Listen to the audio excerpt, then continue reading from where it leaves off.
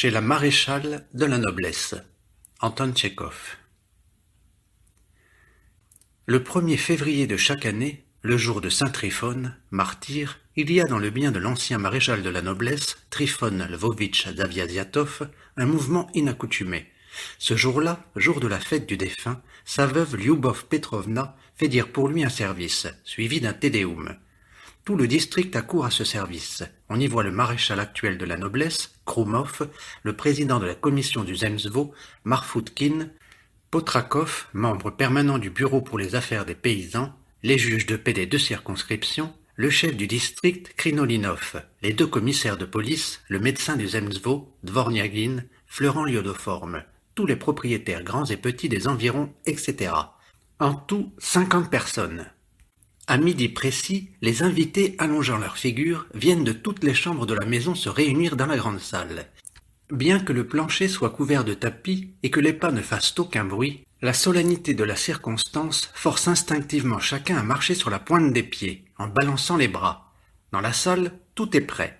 Le père Eumène, petit vieux, en haute calotte de velours d'étain, endosse une chasuble noire. Le diacre Concordieff, rouge comme une écrevisse, déjà revêtu des habits sacerdotaux, tourne doucement les pages d'un rituel et en marque certaines avec des bouts de papier.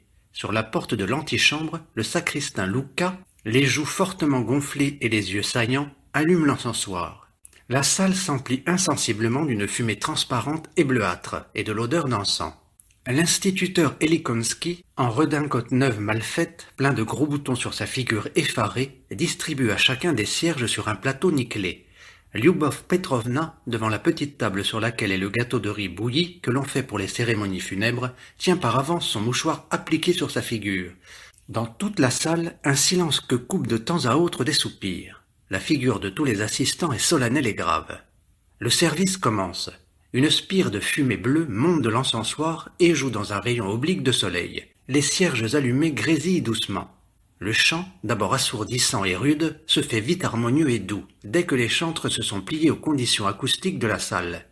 Tous les motifs en sont tristes et lugubres. Les assistants glissent peu à peu à un unisson mélancolique et méditent. Ils songent à la brièveté de la vie, à la fragilité et à la vanité des choses de ce monde. On pense aux défunts, corpulents et rouges, qui buvaient d'un trait une bouteille de champagne et qui brisaient les glaces d'un coup de front. Quand on chante dans le repos éternel et qu'on entend les sanglots de Lyubov Petrovna, les invités commencent à tourner sur place, inquiètement d'un pied sur l'autre. Les plus impressionnables sentent un chatouillement dans la gorge et sous les paupières. Le président de la commission du Zemstvo, Marfoutkin, pour refouler ces sensations désagréables, se penche à l'oreille du commissaire de police et lui souffle. « Hier soir, je suis allé chez Ivan Fyodoritch. Piotr Petrovitch et moi avons fait un grand chelem sans atout. Ah, mes amis, Olga Andreevna en a été si furieuse qu'une de ses fausses dents en est tombée de sa bouche. » Mais on chante le souvenir éternel. Helikonsky reprend les cierges respectueusement, le service est terminé. Une minute de brouhaha s'ensuit. Changement de chasuble et tédéum. Après ce tédéum, quand le père Eumène a quitté ses vêtements sacrés, les invités toussent et se frottent les mains.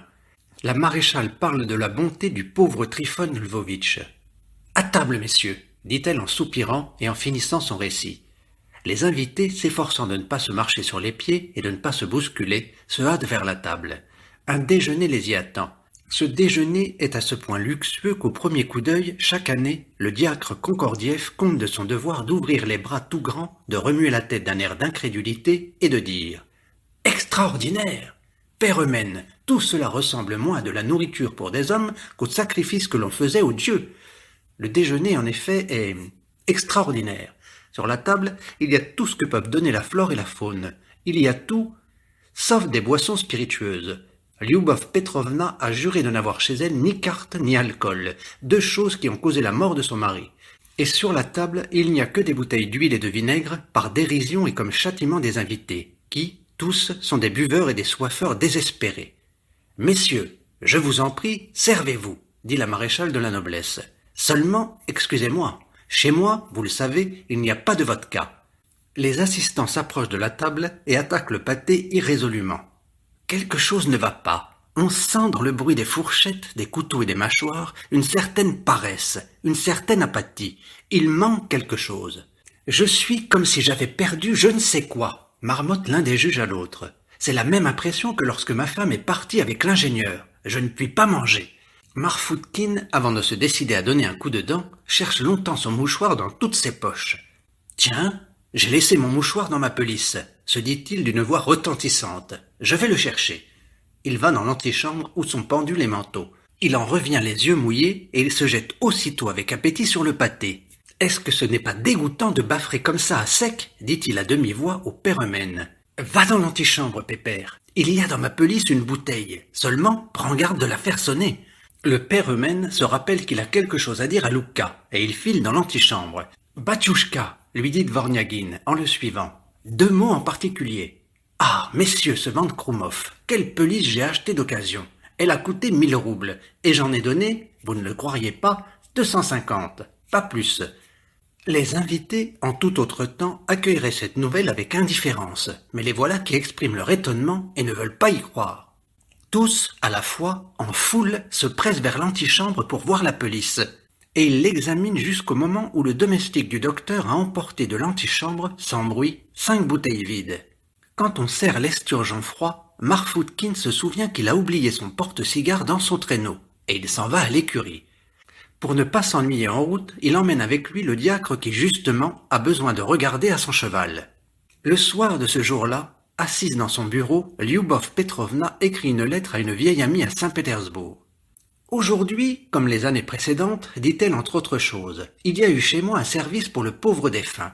Tous mes voisins y sont venus. Ce sont des gens simples, frustes, mais quel cœur! Je les ai reçus le mieux possible, mais naturellement, comme les autres années, pas une goutte de boisson forte.